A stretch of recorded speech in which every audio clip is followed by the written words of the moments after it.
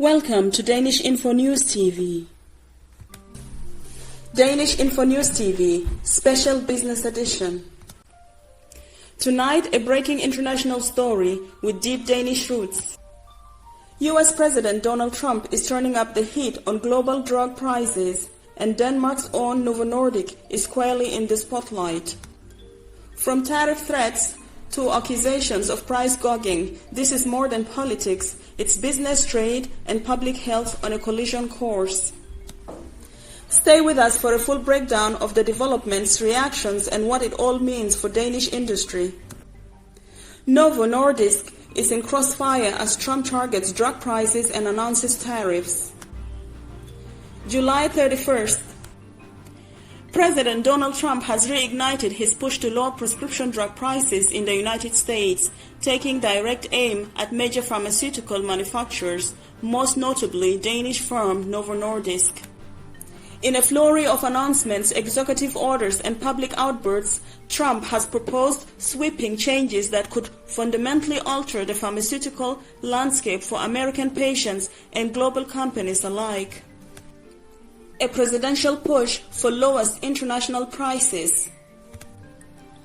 In a letter posted to his Truth Social platform on July 31st, Trump demanded that companies like Novo Nordisk drastically lower their U.S. prices. The letter, addressed to Novo CEO Lars Fruergaard Jørgensen, stated unequivocally that American citizens must be able to purchase medicines such as diabetes treatments, obesity drugs, and insulin at the lowest international price available.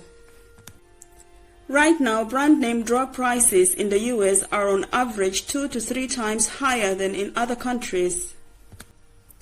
This unacceptable burden on hard-working American families ends with my administration, Trump wrote.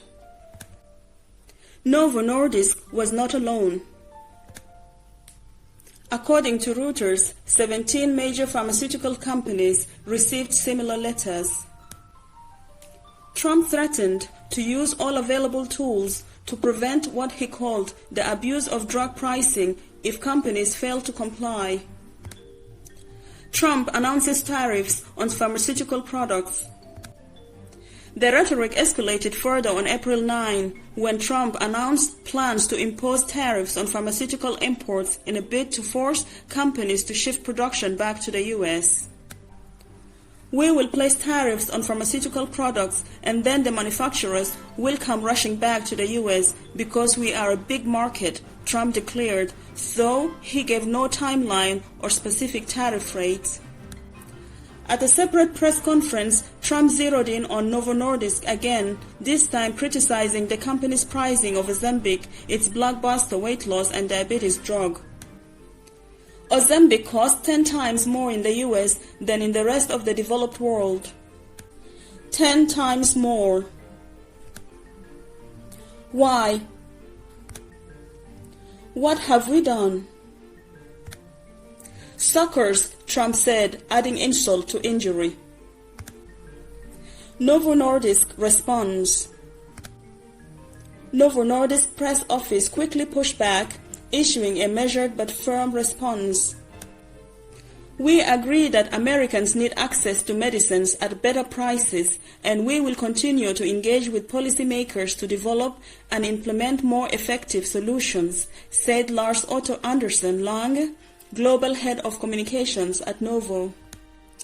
In a detailed letter sent in June to the Trump administration, Novo warned that tariffs on medicine and key pharmaceutical ingredients would disrupt supply chain, limit patient access, raise prices, and damage the company's ability to invest and create jobs in the U.S.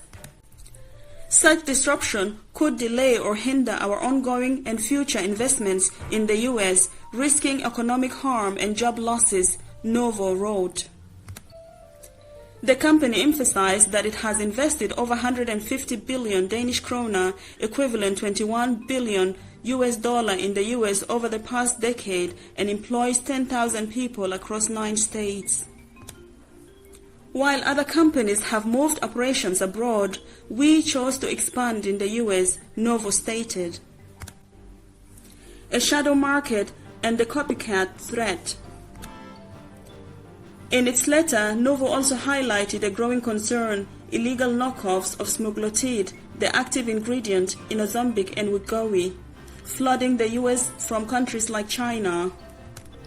Some shipments have been disguised as kitten food and facial masks, the company alleges. People are injecting themselves with substances of questionable origin, leading to overdoses and adverse effects. This is a serious threat to public health, Novo warned. The copycat crisis erupted after Novo and competitor Eli Lilly failed to meet skyrocketing demand for obesity drugs, temporarily opening the door for unauthorized generics. Though the generics are no longer legal, Novo fears they will return. The market reacts, and so does the industry. Following Trump's remarks and the tariff announcement, Novo stock dipped by 7% before recovering later in the day, ending slightly up in US trading. Markets had expected something worse, noted DR business correspondent Jacob Using. There's a little clarity on how Trump's demands would be implemented, which has left room for optimism. Industry voices were quick to express concern. The EU's Washington office criticized the plan, warning that it could disrupt a deeply integrated transatlantic pharmaceutical ecosystem, while US patients' advocacy groups, such as Patients for Affordable Drugs and World Patients Alliance, worried that tariffs could raise prices and worsen shortages. Everyone wants to eliminate the middleman, said Peter Bay Kirkegaard, senior advisor at the Confederation of Danish Industry. But much of the problem lies in the US distribution system, not just with manufacturers. Novo CEO Lars Fruergaard Jørgensen, who is stepping down August 7, was previously called before the US Senate by Senator Bernie Sanders to explain why Americans pay more for insulin than patients elsewhere. What comes next? Trump has given pharmaceutical companies 30 days to negotiate on price reduction before taking further action. Meanwhile, Novo says it is awaiting more clarity on how Trump's proposal would function within the US healthcare system. As political pressure mounts, Novo Nordisk finds itself navigating a complex web of global pricing, domestic politics, and public scrutiny, all while trying to protect its largest market. That concludes this special business edition from Danish-InfoNews TV.